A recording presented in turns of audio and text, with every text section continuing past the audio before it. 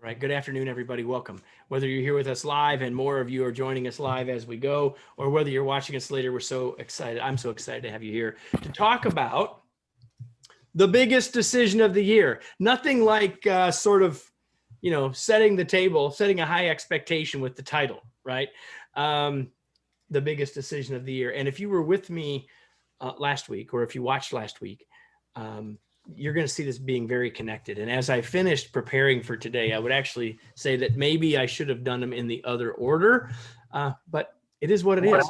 And so we're gonna go on our way. And so if you haven't yet met me, don't know who I am, there's a bunch of stuff that you could know about me. All I'll tell you is this, that I've been working with leaders and teams and organizations for a long time. We've been working with the remote world of work and leadership for a long time, written a bunch of books, led a remote team for a decade, live in Indianapolis, and I'm excited to be with you today. That's probably all you need to know before we continue. So our goals today is for me to describe to you the biggest decision that you will face this year. And no, it's not, Julia, where to go on vacation. The biggest decision of your year. And I really want you to understand why I believe it is the biggest decision that you will make, and to help you understand what I think the really broad implications of that decision are, and then help you make the best decision for you. And that doesn't mean that I'm going to tell you what the answer is, but rather I'm going to help you define what the criteria would be for you to come up with the best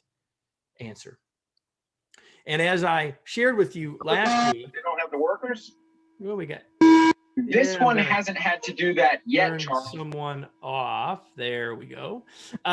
So as I said to you last week, here's where we are. Where we are right now is that we were forced to send everybody to remote, and now we have choices to make, and we're at a tipping point. And so today I'm going to talk to you about why I think this decision that I've not yet told you yet, why I think it is the most important decision.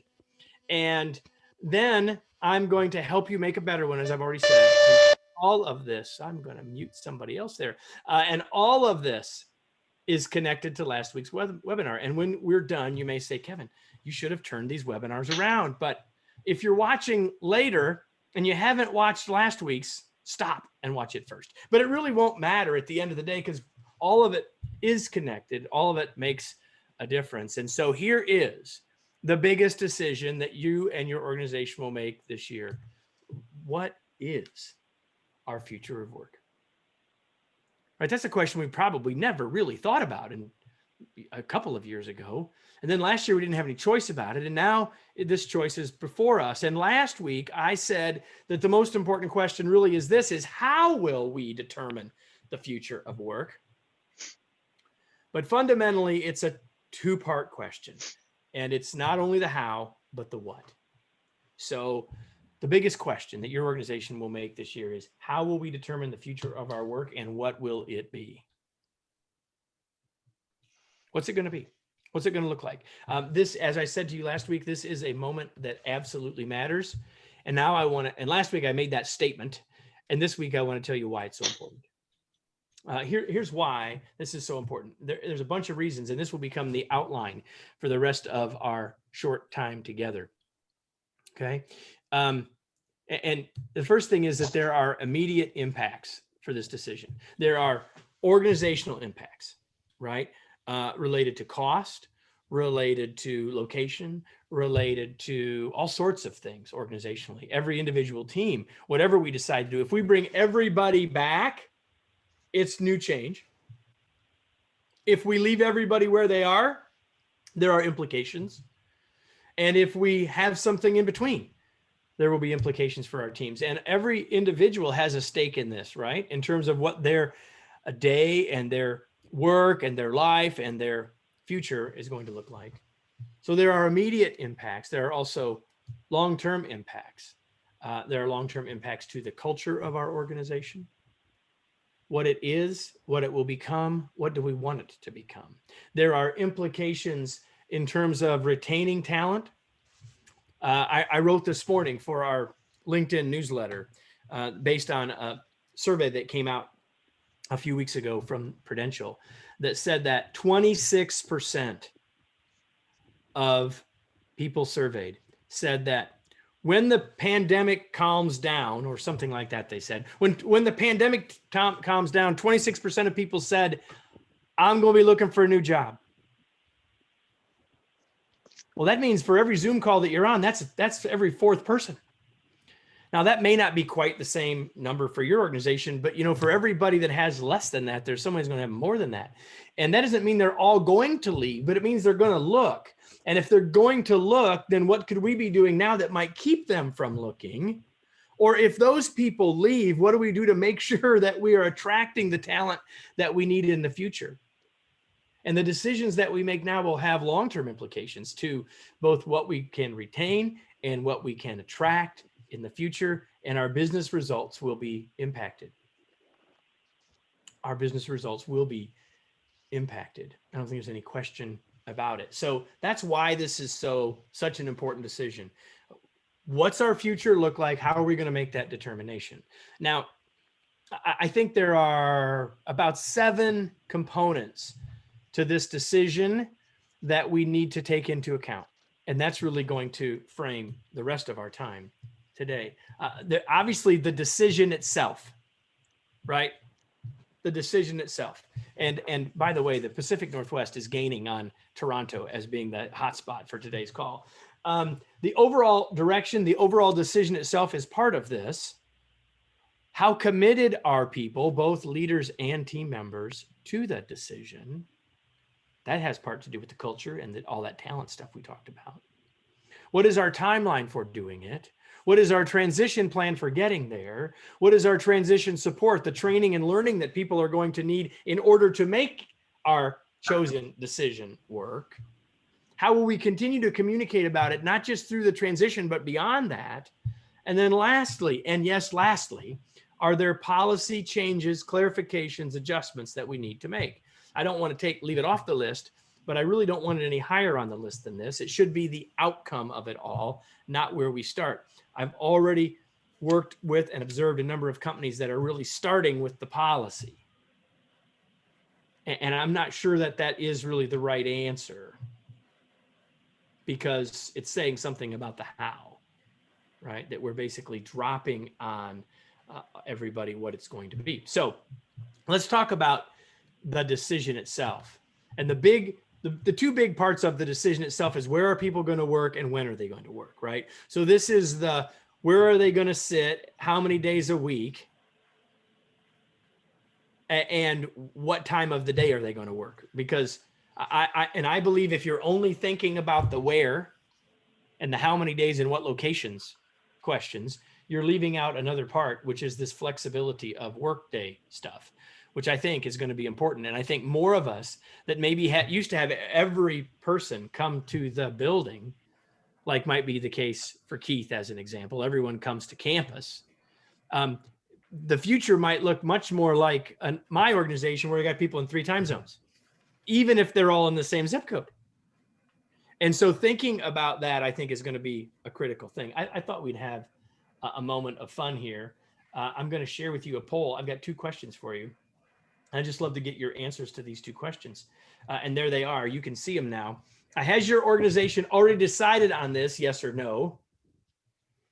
And then what will the future look like? I wish I knew. A hybrid, 100% remote, 100% in person. So we're just trying to get a sense of this from all of you. I'll give you another minute or so to finish. Well, guess what we're learning? We're learning that most of you haven't made a decision. Let me share the results with you. Most of this group haven't decided, or your organizations haven't decided. So therefore, a lot of you wish you knew what it was going to be. Maybe some of you, maybe the final decision hasn't been made, but you're pretty sure it's going to be hybrid. And I think the research that I've read to date, and certainly the work that we've done, leads us to believe that the end will probably be in the 50 to 65% of organizations will have some kind of hybrid. Unfortunately, that doesn't really tell us much, because there's so many different ways that could look, right? All it really means is that probably between half and 2/3 of organizations won't be black or white, in or out, is really all that means. I'm not sure it tells us that much, right? but it tells us something. And it tells us that if we're going to end up hybrid, well, that it's going to be more complex than ever, right? And if you're in that organization, one of those 82% of you that says we don't know yet, or the 45% of you said that I wish I knew, then you're absolutely in the right place. And so we'll talk a little bit more about what to do wherever you happen to sit in the organization as we go. But what I will say is, as I walk through these pieces of these components of this big decision, I think that depending on where you sit in the organization, you will immediately get some clues about what you could be doing that might have influence, right? You may not be the person that is pulling the strings here, making the calls about this, right? But I'm hopeful that this helps you help the rest of the organization see how important this decision is and how you might want to proceed. So the next thing is that there, and I did share this with you last week as well, that there are a number of factors you've got to consider. What does our work look like? Notice I said earlier, I'm not going to tell you what the answer is, right? You have to decide that based on the nature of your work, what you need from team members, what their actual work is, what the level of collaboration needs to be, and 100 other factors. And while I think that many of us will end up at something that looks like hybrid, you have to make those decisions based on your organization's needs.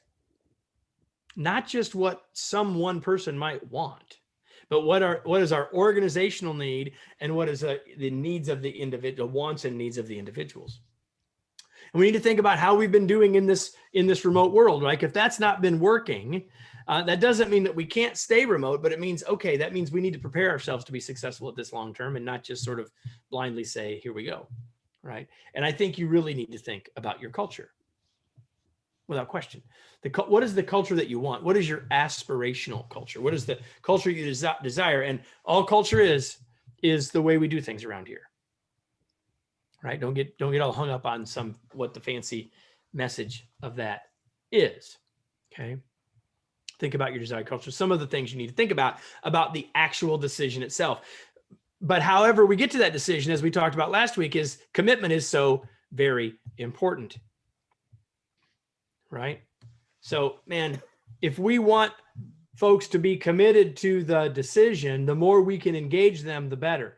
And even if you're in a really large organization, or even if the decision is far down the path, you can certainly help people see why we came to the decision we came to.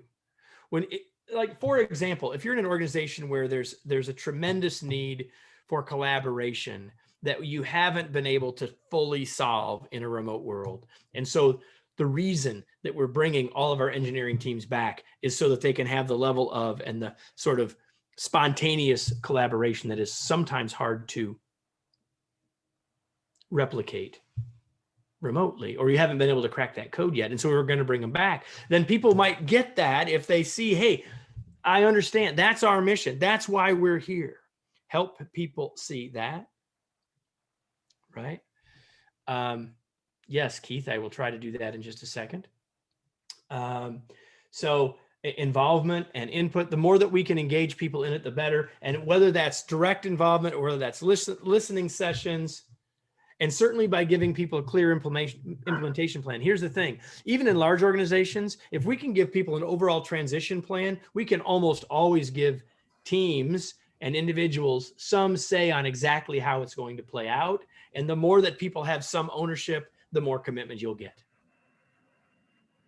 So think about how you can do that, even if you're saying, hey, I'm a manager in the middle and the decision's going to be made, and I have limited influence or impact on that. There's still things that you can think about doing from a change perspective to help your teams have some say in exactly how it plays out. Yes, finally. Okay. All right. So, and certainly ongoing communication, I'm going to come back to that point.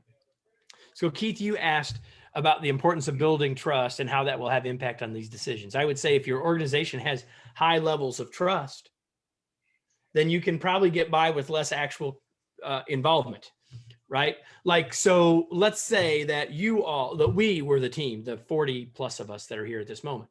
Let's say that I was the leader of that team. If there was a super high level of trust, you'd be much more likely to say whatever you think, Kevin, or you have less need for input because you implicitly trust the other person. So the more trust we have, the more commitment we will get almost by definition, right? And the importance of building trust as it connects to the overall culture that we want. So if we don't have the level of trust that we need, the way we go about doing this could help augment that long term and has then an impact on the culture, right? To go back to that earlier point, if that helps, Keith. Okay. All right. So the third thing on that list was the timeline, right? And so the questions around timeline are 4. When will there be a decision? And like 80% of you said, I wish I knew when we were going to have a decision. Like, so when will there be a decision? How will the decision be reached? When will we start? And when will we be done? Like those 4 things are I'm not telling you anything you don't already know here, but they're the questions we need to be thinking about. And too many organizations are only really thinking about 2 of these, the first one and the last one. And so if I can help you see why this decision is so important, you'll quickly see that I need the middle 2 bullets and not just the first and last one. Okay. Transition plan is next. So, okay, we're going to start a transition. What's that plan going to look like, right? It needs to be communicated clearly in multiple channels, multiple times. Repetition is our friend here. Multiple channels means probably some kind of town hall or open forum in a synchronous format so people can ask questions. Probably sharing the slides with people, right? Like lots of different ways to help people get it, and make sure that you're providing for feedback loops. Again, sometimes people say, well, we already have our plan now. Feedback loops earlier, yes, early and often on feedback, but even now, the feedback loop isn't necessarily to hear that this is wrong, although you need to hear that if that's how people feel. I'll talk about resistance in just a second. I'll do this for those of you who were with me a minute ago. I'll talk about resistance in just a second. We want to provide for feedback loops because sometimes people just need to be heard, right? And part of the feedback loop isn't to say bad idea, good idea, but what does this really mean? Or for clarification. You may have answers to their questions, but they have questions and you want to make sure you give them answers. And so now to my point about resistance. When people resist anything, when people are resisting change, what people instigating change often do is they don't want to hear about the resistance, so they just keep going, right? But and that's like taking the pop can and just shaking it up and just keep on shaking it. Well, what's going to happen if you keep shaking that can when it opens eventually? And trust me, it will open eventually. What's going to happen? Not good, right? But instead, what we need to do with resistance is hear it, understand it, acknowledge it. We don't have to necessarily agree with it. Like if you're down the road further, again, this helps with trust and this helps with commitment. If people feel heard, that goes a long way, right? So if you're at the stage, or if you're the person now that's sharing this transition plan, even if the way we got here isn't the way you would have wanted to do it, like now you're sharing that transition plan, give people a chance to ask their questions, share their resistance, and you don't have to agree with them, and you may not even have to have all the answers. What they want is your ears, because all of us have been here. You were kind of frustrated about something, and once you shared your thoughts and got it out, you did what? You felt better and you were more ready to move on from there, right? But if you don't get the chance to share it, it's like shaking the pop can. And that doesn't end well, as Cheryl was following along with me a minute ago. That's not going to end well, right? Okay, So there's your transition plan. Here's now next we'll call this transition support. I know that some of you here are in this part of the world. You're in the learning and development world. And here's the thing. If you've been remote and you're bringing everybody back, there's some training and learning that's going to need to happen. There's going to be some anxiety. There's going to be some relearning. We've been doing it a different way for a year now. There's going to be some relearning. If you're going to remain remote, chances are there's some ways you could be getting better. So there's some training and learning opportunities. And if you're going to go hybrid in some way, shape, or form, I guarantee you there are some opportunities for learning and training. And so there are opportunities for our leaders and for our team members both, right? And in some cases that learning, those skills might be the same skills for everybody. In some cases, they're different. So in your situation, thinking about where are our gaps and how do we help them? And I'm really talking right now about that last bullet around the skills. What are the skills that people are going to need? But one of those skills is the ability to set and clarify expectations.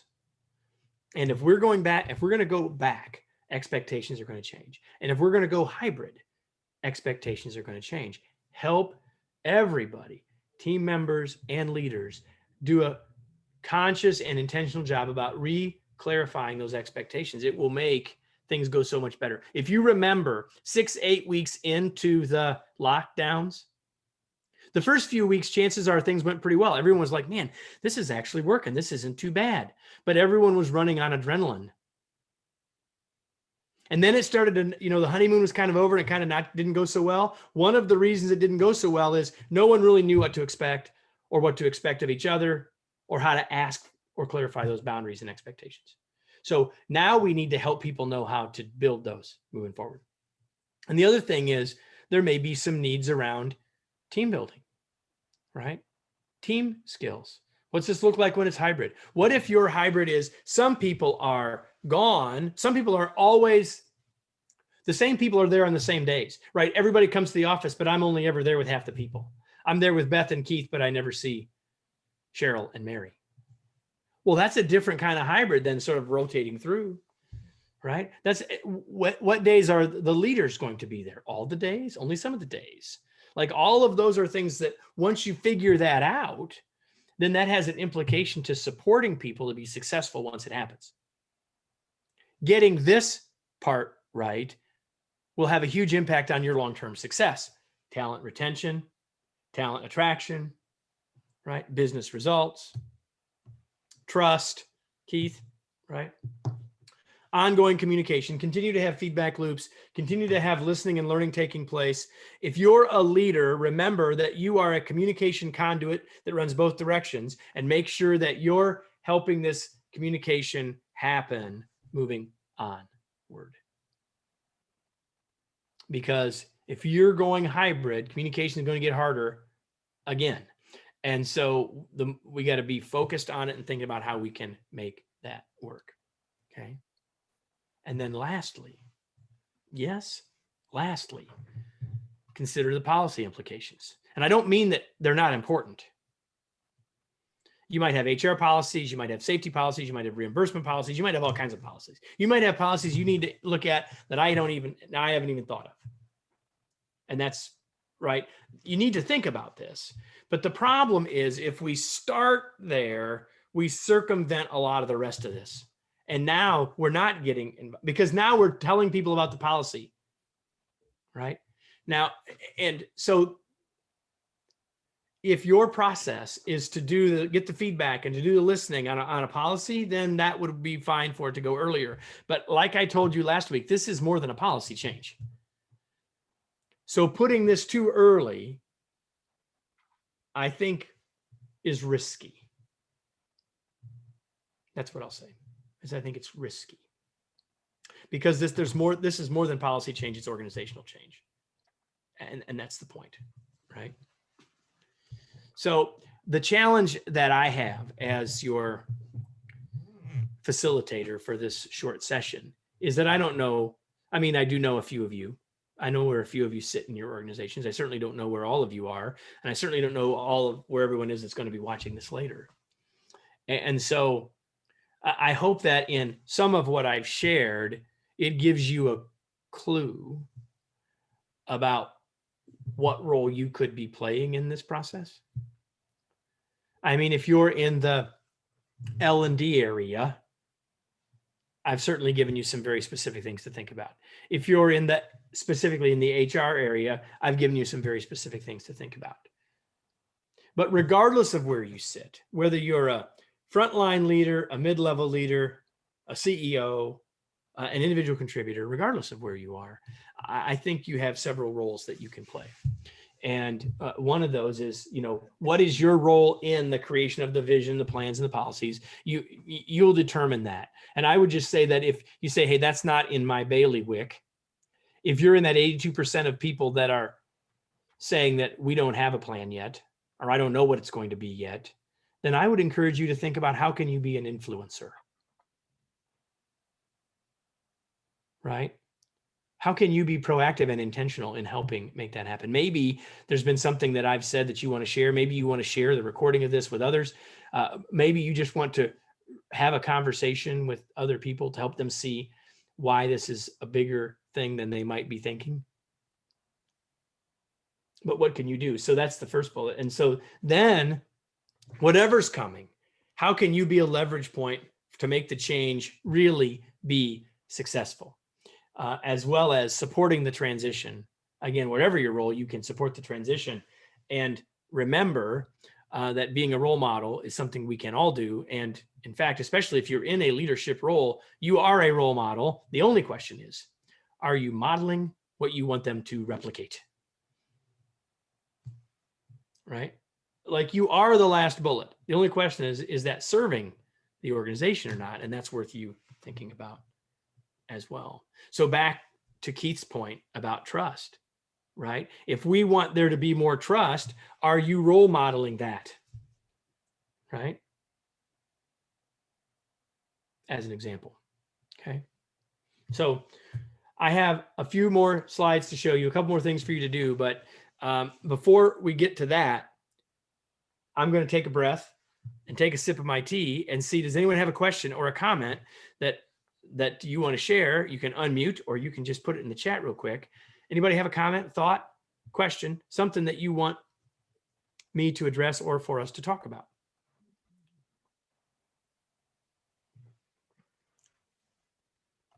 Remember too, that Wayne and I are going to be back together with you doing a Q&A to talk about whatever you want to talk about in a week. So if you are watching this either live or later, certainly if you're watching later, it's hard for you to give me your question right now.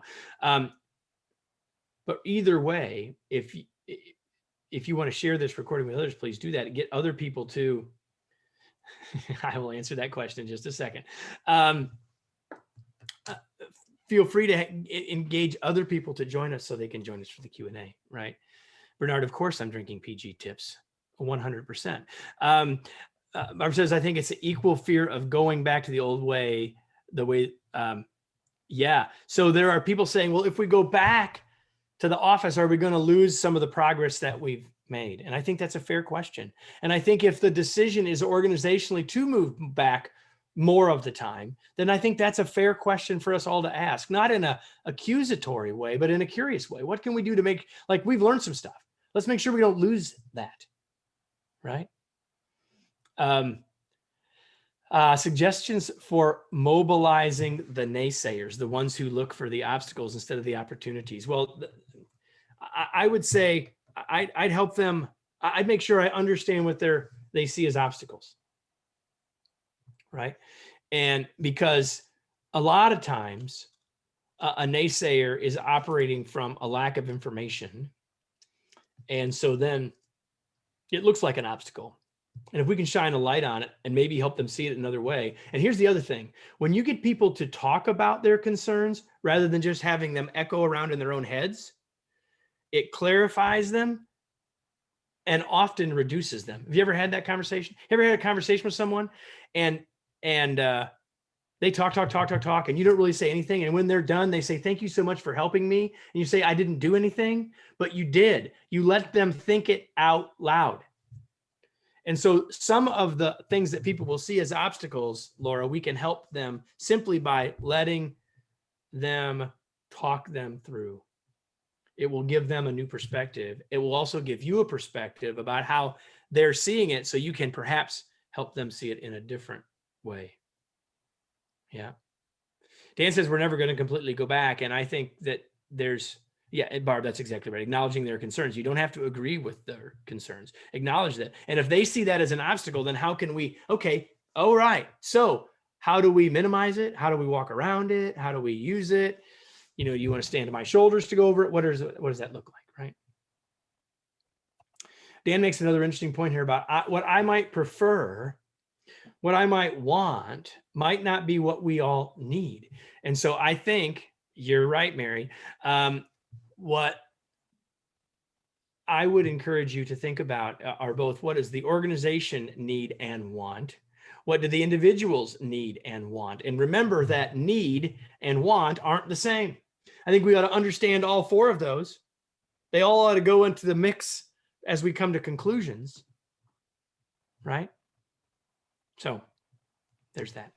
A couple more things before we go. Always, I'm going to close by saying, what are you going to do? What action are you going to take? And I challenge you and encourage you to do that. The beautiful thing about this particular session is it's recorded, so you'll be able to go back and watch any part of it that you want, or zoom through to see what you want to see, because this is too important of a time for us to just let it go. And even if you are sitting somewhere in the middle of the organization, it's too important of a time for you not to be proactive. I encourage you to do that. And as I did last week, if there are, yeah, there you go. Keith, that is so true, right?